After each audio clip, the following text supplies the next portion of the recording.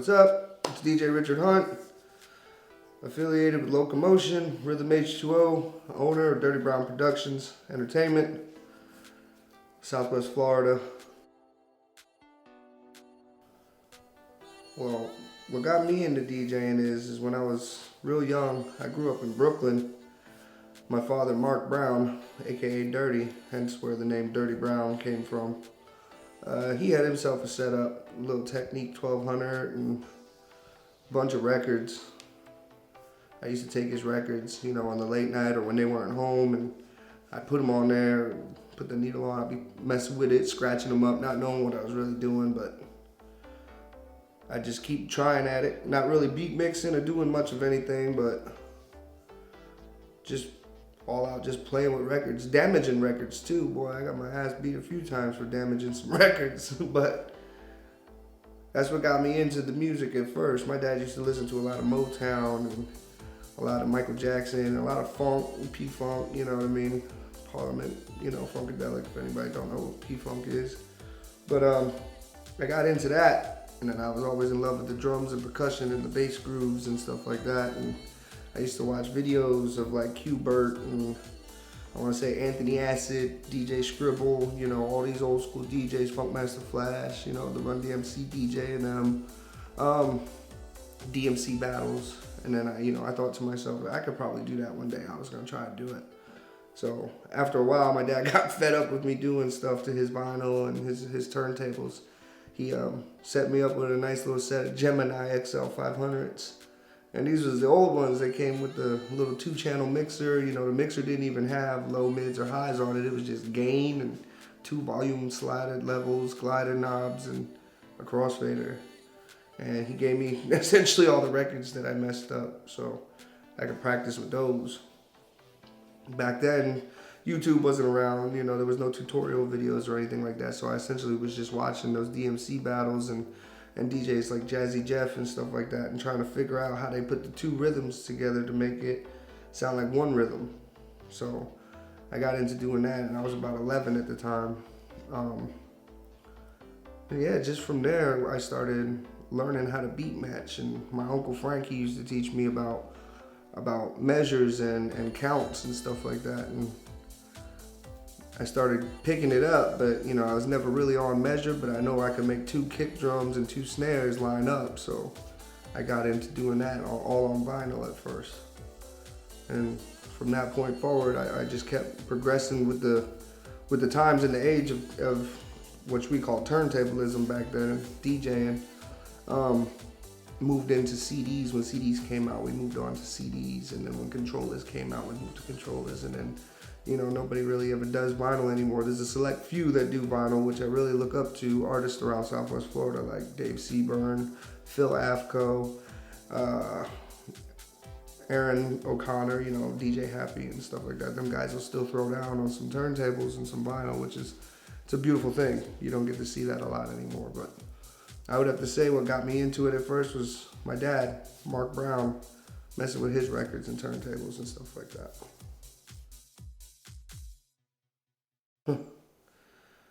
Well, it was a long time coming. I came up, I was doing my thing on turntables, and I started getting into the scene and getting into the hip hop scene and stuff like that. And then when techno and house music came around, I got into that.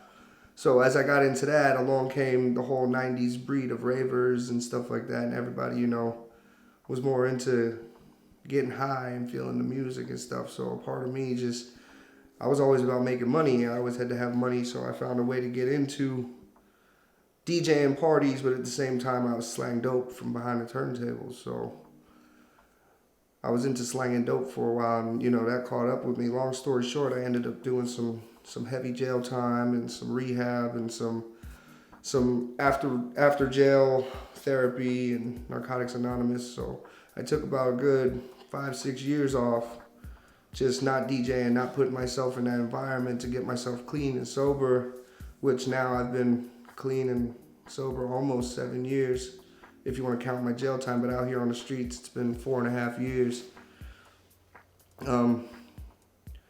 I had to take that break because I was getting to the point where I was selling equipment. I was really getting high too much. You know, I stopped selling the dope and started doing it. You know, they say monkeys can't sell bananas. Well, I was like King Monkey back then.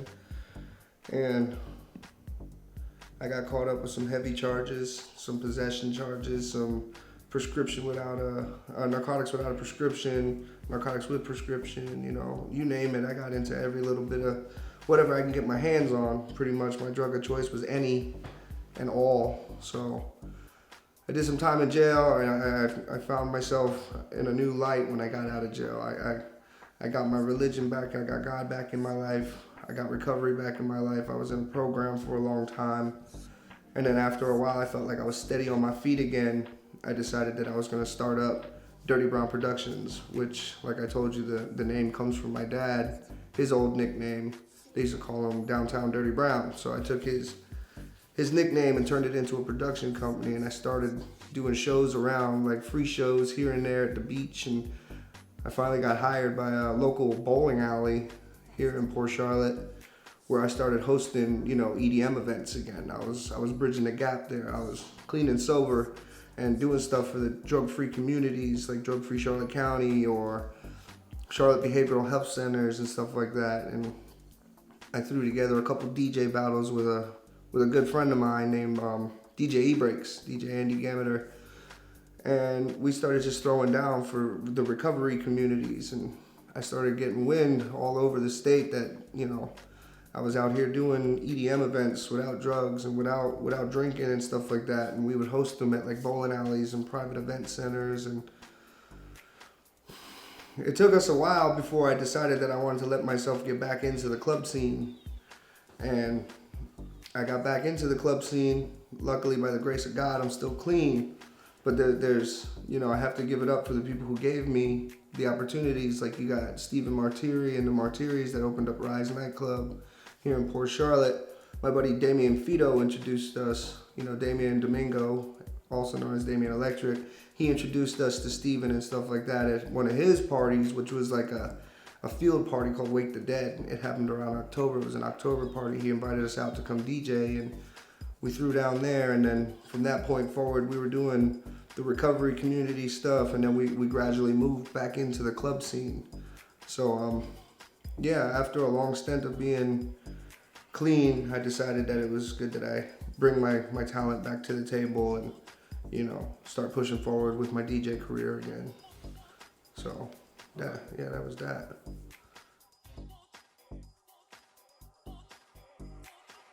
Long-term goals for me, I want to say that I would like to play the big festivals. I would like to be that superstar DJ, but at the same time, my ultimate goal is to be able to go over to Spain and play at places like Ibiza and the Library, certain clubs over in Spain that they have, Pasha and stuff like that.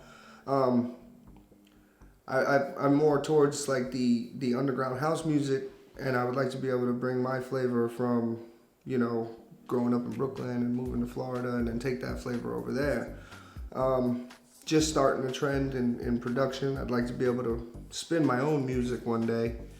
You know, it's been a long road. You know, I got some good friends, like I said, once again, Winston Folks, Genesis Rising, you know, people like that who have inspired me to move forward and showing me how to use DAW systems and how to work equipment and how to, you know, make a track sound like it should sound with some musical inclination, because I have a small amount of musical knowledge of music theory and stuff like that.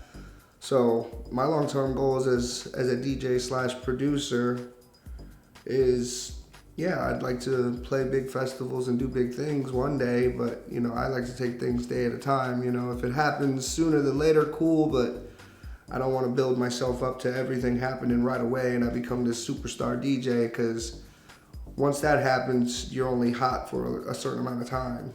You know, people fade in and out of this scene so much, so I'd rather make an imprint and make a lasting impression to where I can be on like some of the big stages as some of my most inspirational people like Eric Murillo, Carl Cox, Star Killers, DJ Scribble, Jazzy Jeff, all these guys that I've already mentioned. To be able to play those stages would be amazing. I mean, I've already had the opportunity to book a lot of the DJs that I grew up listening to through my my venture with another man called Richard Reyna. He does locomotion and boat cruises and underground house parties. He's tutoring me on how to do that side of the scene. So we started a boat called Rhythm H2O, which I get to book artists like Brad Smith, Mike Nice, DJ Gumby, all of these Florida pioneers that help grow the breakbeat scene and also that have a love for the house music and stuff like that. So I would say my long-term goals is to play the big festivals, but I do like doing the event hosting. I like to throw parties and bring good music all together in one spot at the same time. It's something I really enjoy doing. I can use just about everything except for no, that's about right. I can use just about everything. Right now I own a pair of CDJ 900s. I like them. I like the looping mechanisms on it. I own a Behringer DJM 900. It's Behringer's answer to the Pioneer DJM 900 Nexus, but little less effects on it. Different slopes, different things. You know how people battle in the merchandise industry. One person makes one thing and another person makes another. So, but I have for my DAW system, I'm running Pro Tools, I'm running PreSonus, I'm running Reason, I'm running FL Studio, but I have two computers, which I recently got a Mac from a buddy of mine who just gave me everything that Reason has to offer. For my MIDI controller, I do have a machine, small drum machine. To be honest with you, I don't really know how to use it that much, but I'll figure it out. And then a Nectar LX 49 key MIDI controller, which at first I thought it was cool because it had buttons and stuff on it, but like I said, another big ups to Genesis Rising for showing me how to play melodies and some keys and showing me the in and outs of FL Studio. So aside from that, Dirty Brown Productions has an entourage of subwoofers, tops, mids, lighting. I mean, anything you want from a mobile DJ / stage production company on a low level, I can offer it. I have moving heads, I've got strobes, flashers, washers. I have just about a little bit of everything. And I want to stop saying I have, because Dirty Brown Productions is a collaboration between a whole lot of us. Ultimately, I started it, but I do have other DJs like Richie Rain, Rick Perlaza, and Mischievous Carrie Pappin. They both throw down. They both help out a lot. They're always willing to throw down and put work in where work needs to be in there. So aside from that, just the equipment is there. And like I said, everything I listed is essentially everything that I can use nowadays. Well, there's a whole lot of advice that I can give, but for people who can relate to my story, coming from a young kid growing up and then falling into the wrong side of the scene and getting high and getting in trouble and then coming back around, I don't want to be stereotypical and be that guy that says, oh, anything's possible, but if you work towards whatever you want to do, you constantly practice, you're going to be able to make some noise and people are going to notice you. You just got to keep getting out there, showing your face, showing up at parties early, leaving late, staying late, shaking hands and kissing babies type of thing. And that's on the DJ end. If you don't show your face around, people aren't going to know you, so therefore people are going to be hesitant to have you around their parties and their events and stuff like that. But on the production tip, you got to put hours in. I learned that. I spend at least 4 or 5 hours every night doing that. You got to get the knowledge, attain the knowledge, and then proceed forward with using that knowledge. If you can do all those things, I'm not saying I'm completely successful, but my slope is steady rising. If you put all the time and work in behind it, you can accomplish it. You can do anything. And if, I hate to be this guy, but if I can do it coming from where I came from, you can do it with just a little bit of smarts, time, and patience. I want to thank everybody for checking out this video. I just wanted to put myself out there a little more to let you know exactly who I am, where I came from. There's a lot of people that don't know me, but I do want to give a shout out to everybody around me, whether we're real close knit or on the outskirts of each other right now, but everybody in the scene, it helps us grow. Big shout out to Winston Folks, Genesis Rising, his photo company, his media company, Pixel Perfect, Damien Electric, Damien Domingo, for putting in work with me in the studio. Carrie, Richie Rain for holding me down when I know I couldn't get to certain gigs or provide people with certain things, you would step up to the plate. That's awesome, you know. Dirty Brown Productions LLC on Facebook, DJ Richard Hunt on Facebook, DJ Richard Hunt /dirtybp.web. You find all my biography, my press kit there. And, you know, if you want to check out the SoundCloud, it's DJ Richard Hunt on SoundCloud. If you want to spell it out in the browser, it's Richard-Hunt-9 at SoundCloud. Mixcloud, Gremlin Radio, Richard Hunt all the way around.